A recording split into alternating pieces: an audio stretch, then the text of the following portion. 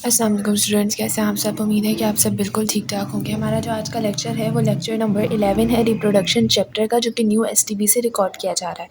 इस पूरे लेक्चर में मैं आपको इनफर्टिलिटी बताऊंगी कि इनफर्टिलिटी होती क्या है, और इसमें हम mainly causes of male infertility को डिस्कस करेंगे। ठीक है, ऐसे नेक्स्ट लेक्चर जो होगा उसमें हम फीमेल इनफर्टिलिटी को डिस्कस करेंगे। तो एज़ यूजुअल वीडियो स्टार्ट होने से पहले अगर आपने अब तक हमारे यूट्यूब चैनल मेडिको बाय हानी को सब्सक्राइब नहीं किया है तो आज ही जाकर हमारे यूट्यूब चैनल को सब्सक्राइब करें, ताकि आपके पास सारी इम्पॉर्टेंट वीडियोस की नोटिफिकेशंस आती रहे। स्टार्ट करते हैं इनफर्टिलिटी की डेफिनेशन से। Infertility is the inability to conceive a child after 1 year of regular and protected sexual intercourse. It can affect both males and female. ये इनफर्टिलिटी जो है ये एक ऐसी इनएबिलिटी है कंसीव करने की एक बच्चे को, यानी कि एक ऐसी एबिलिटी है कि इसमें जो है वो आप फर्टिलाइजेशन करवा रहे होते हो बट वो जो है वो कंसीव नहीं हो रहा होता है चाइल्ड। ठीक है, जब आफ्टर 1 year, ये बात आपने याद रखनी है कि इनफर्टिलिटी का पीरियड क्या है, 1 साल बाद आफ्टर द मैरिज। 1 साल बाद तक अगर जो है वो अगर आप अनप्रोटेक्टेड रेगुलर इंटरकोर्स कर रहे हो और इसके बाद भी जो है वो आप चाइल्ड कंसीव नहीं कर पा रहे हो, तो इसको कहते हैं इनफर्टिलिटी।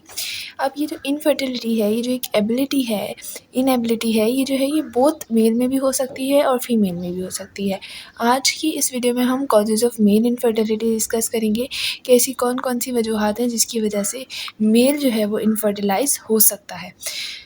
एबनॉर्मल स्पर्म प्रोडक्शन और फंक्शन।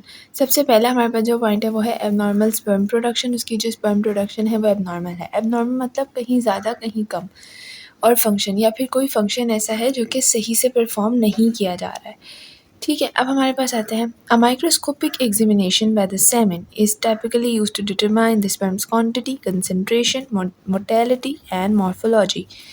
एक सेमेन जो होता है, जो कि एक मेल के अंदर पाया जाता है, सीमेन जो होता है उसको जो है वो हम लोग एक माइक्रोस्कोपिक एग्जामिनेशन के दौरान उसको देखते हैं, जिसमें हमें पता चलता है कि स्पर्म की क्वालिटी क्या है, उसकी क्वांटिटी क्या है, कंसंट्रेशन कैसी है, मोर्टेलिटी कैसी है और मॉर्फोलॉजी कैसी है। ठीक है, अब हमारे पास इसी से रिलेटेड कुछ टर्म्स हैं, हम उसको समझते हैं। जैसे कि हमारे पास पहला है sperm count. The total amount of sperm in the ejaculate is known as the sperm count which can vary greatly। यानी कि हमारे पास जो टोटल अमाउंट होता है स्पर्म का एक एजुकुलेटरी डक्ट में, उसको हम कहते हैं स्पर्म काउंट। ठीक है, और ये जो है वो वेरी हो सकता है, मतलब कभी ज़्यादा और कभी कम। ठीक है, अब हम लोग बात करते हैं कि जब ज़्यादा होगा तब क्या होगा और जब कम होगा तब क्या होगा। पहला हमारे पास है ओलिगोस्पर्मिया।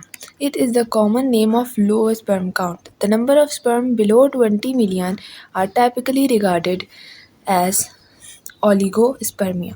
यानी कि ये एक कॉमन नेम है जब आपके अंदर लो स्पर्म जो है, एक मेल के अंदर जो है वो लो स्पर्म काउंट हो रहा हो, तो उसको हम लोग कहते हैं ओलिगोस्पर्मिया।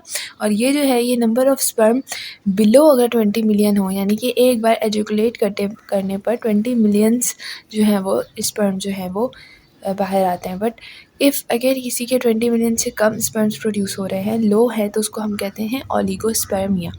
अगर हम बात करते हैं एजोस्पर्मिया की, तो इसमें हमारे पास a disease known as azoospermia which result in a complete lack of spermatozoa in the ejaculatory can some time to be cause male infertility. Azoospermia में क्या होता है, इसमें तो कम था ना स्पर्म काउंट, इसमें बिल्कुल ही नहीं होता, यानी कि लैक ऑफ स्पर्मेटोजोआ का लैक है, बिल्कुल भी नहीं होता, और ये क्या कॉज करता है, मेल इनफर्टिलिटी। अब हमारे पास आ रहा है एजुकुलेटरी disorder. Problems with ejaculation such as retrograde ejaculation, semen entering the bladder instead of being expelled, or erectile dysfunction can result in infertility।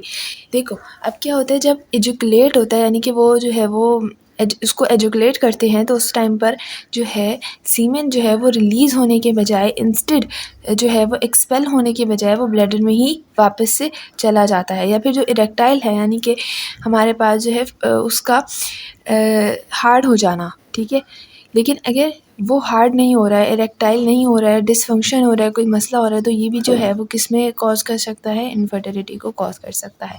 इसी तरीके से हमारे पास बात आती है obstruction, blockages in the male reproductive tract such as congenital absence of vas deferens from previous infection और surgeries।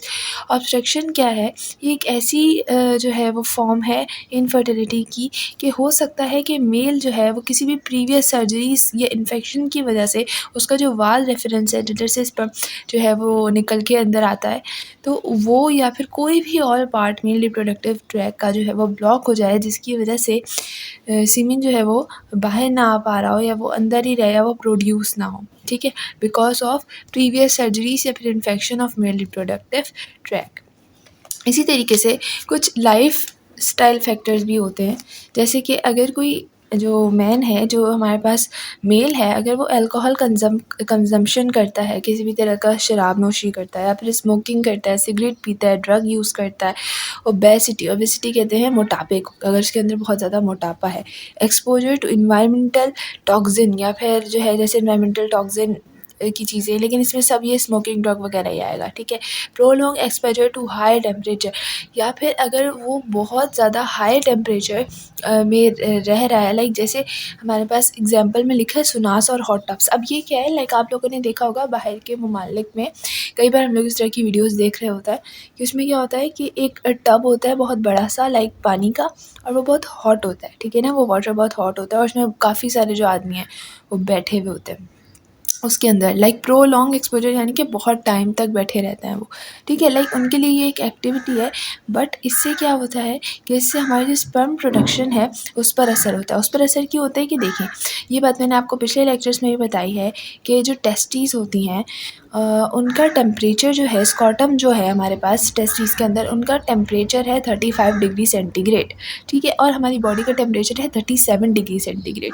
तो हमारा जो स्पर्म प्रोडक्शन है वो 37 पर नहीं हो सकता है। इसी वजह से स्पर्म प्रोडक्शन किधर होता है, बॉडी के नीचे जो थाइस के साथ हमारे पास दो स्ट्रक्चर्स हैं जिसको हम कहते हैं टेस्टीज, उसके अंदर 35 डिग्री सेंटीग्रेड होता है, जिसकी वजह से उधर जो है वो हमारे पास स्पर्म प्रोडक्शन जो है वो उधर होती है। लेकिन अब अगर आप लोग किसी हॉट वाटर में चले जाएंगे, like for pro long exposure, like काफ़ी टाइम के लिए, तो क्या होगा कि उसकी वजह से टेस्टीज भी, जो ज़ाहिर सी बात है वो क्या होगी, वो जब हॉट इन्वायरमेंट में रहेंगी तो स्पर्म प्रोडक्शन बिल्कुल जो है वो कम हो जाएगी। और अगर आप इसको रेगुलर कर रहे हैं किसी भी वजह से, तो तब भी क्या होगा कि आपका स्पर्म प्रोडक्शन बिल्कुल ख़त्म हो सकती है, ठीक है। अब इसके कुछ की पॉइंट्स हैं, उसकी तरफ आ जाते हैं। जिसने लेक्चर ध्यान से सुना होगा वो की पॉइंट्स लाजमी कमेंट में दें। Dash is the inability to conceive a child. Dash is the common name for low sperm count. The number of sperm below 20 million are typically regarded as dash in dash ejaculation, such as retrograde ejaculation, ठीक है। अब ये जो है ना, आपने answer देना है इसका,